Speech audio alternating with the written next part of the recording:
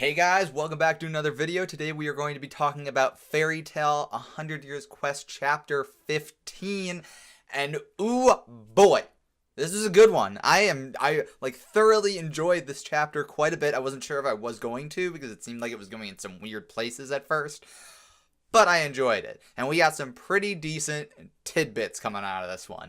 Okay, so first we got Toka, the White Witch's goal, or at the very least tentative goal. I don't know what we don't know exactly what her ultimate goal is, but it turns out that her goal is that she goes around stealing the magic of people or groups of people that she deems dangerous enough to cause a darkness to appear. Because it's the old it's the old oh well, when there's a great light or a good person around, there's inevitably going to be a darkness that comes out of the cracks and whatnot to challenge it, and vice versa.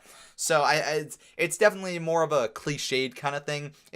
Her whole thing is that like she's too good, I guess, in that sense.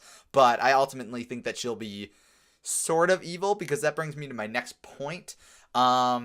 She's got split personality. So one side is the side that we've seen where it's like, oh, well, she's a sweet, innocent girl that's just kind of chill, and maybe that side of her is the side that's super into Natsu and whatnot. But then there's also the vindictive and kind of evil side that we saw approach Jalal, and that's the side mostly that is focusing on the absorption of highly powerful mages and wizards. And so she definitely stole the magic from the water god dragon. They didn't say it, but that's definitely what happened. I'm not even gonna deny that.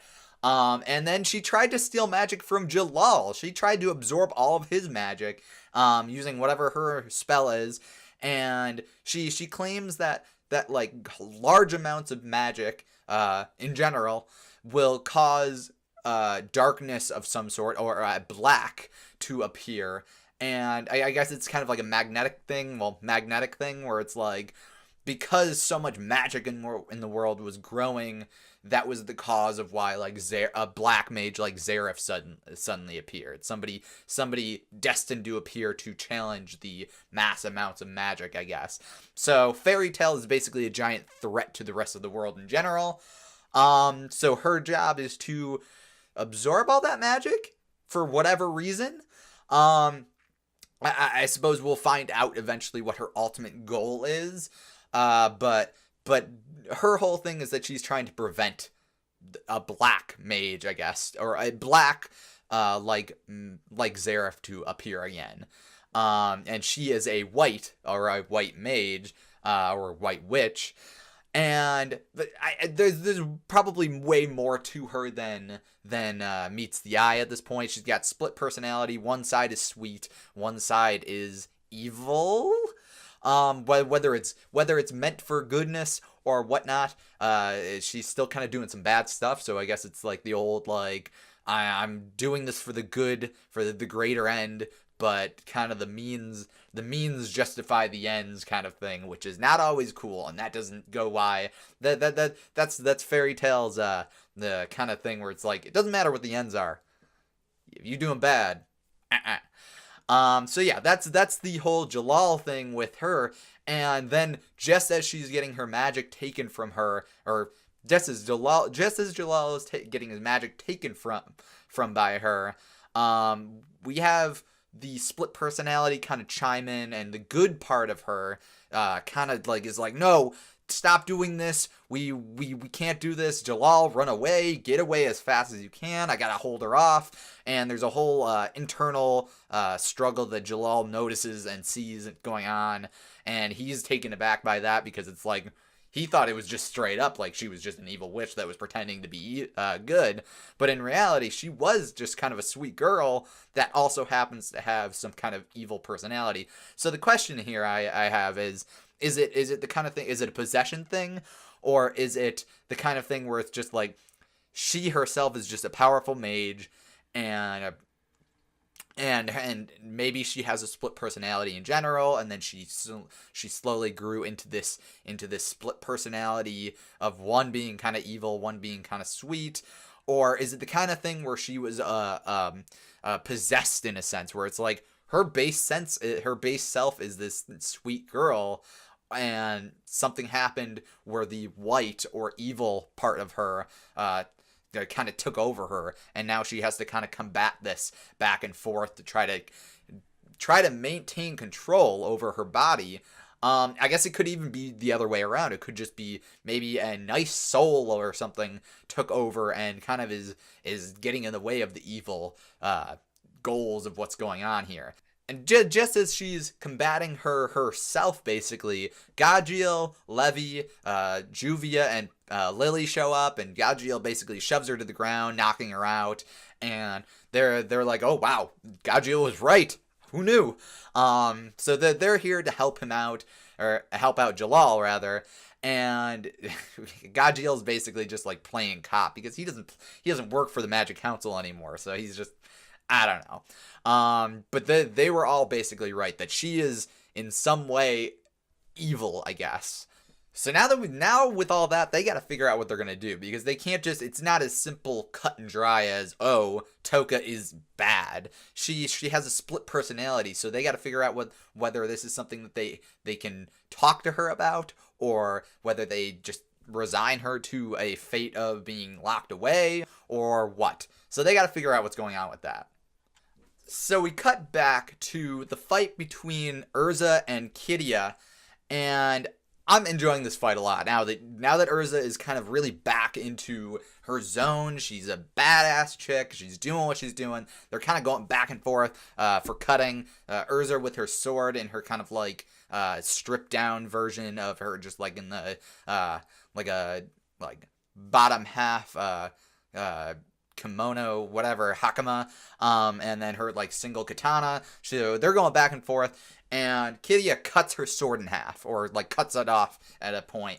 We get some more power of friendship stuff going on here, and it's not exactly, they explain it in a very like they explain it in a reasonable way, but it's definitely a fairy tale power of friendship. They're gonna win.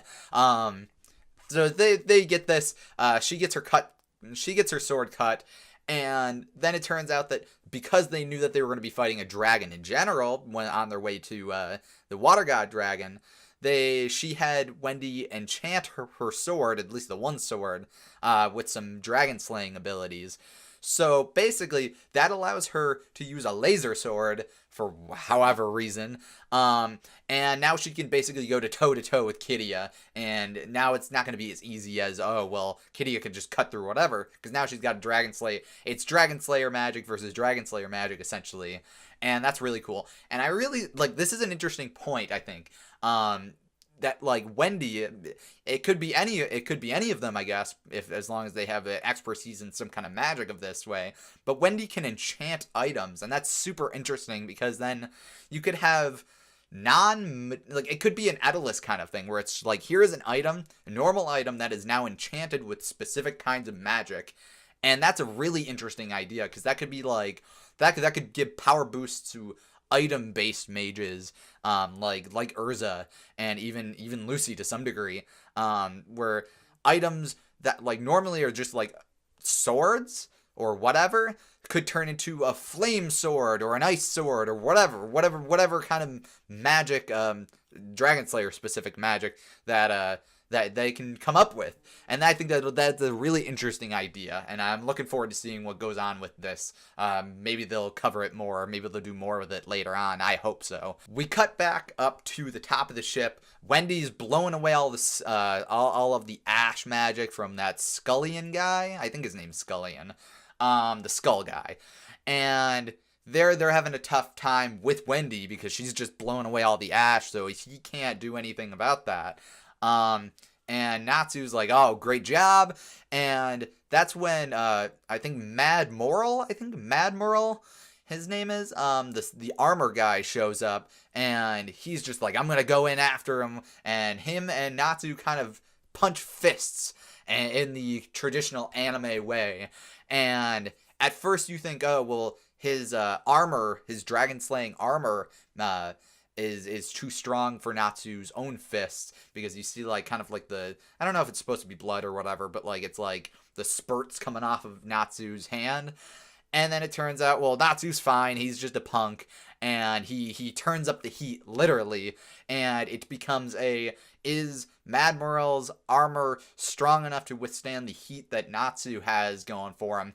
And they cause a giant explosion on top of the ship. I am going to be very surprised if the ship is even intact by the end of all this. And that's basically the end of the chapter, honestly, because it's just this giant explosion, a big ball of fire. Natsu's burning everything around him, and then you got the armor guy, Mad Morel, like basically burned up. And you got the skull guy looking very surprised. So Fairy Tail is coming back in its traditional fashion. I thought this chapter was just generally very fun. I thought it had some very good plot points in it. It got some plot twists going on with the whole personality split personality thing going on with Toka, rather than it just being like, oh, she's evil but she's hiding it. And I'm glad that Jalal and Gajiel and Levi and Lily and Juvia are all kind of getting their heads together, because then even if there's like some kind of like opposition to doing anything about Toka in Fairy Tail proper, at least now you've got this group of people that are kind of like, they're all on the same page, more or less. As far as Natsu and his group, yeah, they're doing what they're doing. Wondering where Gray is. Gray and Lucy are going to show up, actually, at some point. They're going to be like, hey, what's going on? I imagine that at some point they'll all regroup and head back to Fairy Tail, maybe. They've got to get back to the Water God Dragon at the very least to see how he's doing, because him and the assistant girl, I don't remember what's going on with them. They were kind of hurt or something. But yeah, overall I enjoyed this chapter. Let me know what you guys think down below in the comments below. And I will probably be back with another video soon. And yeah, I'll see you guys later. Bye bye.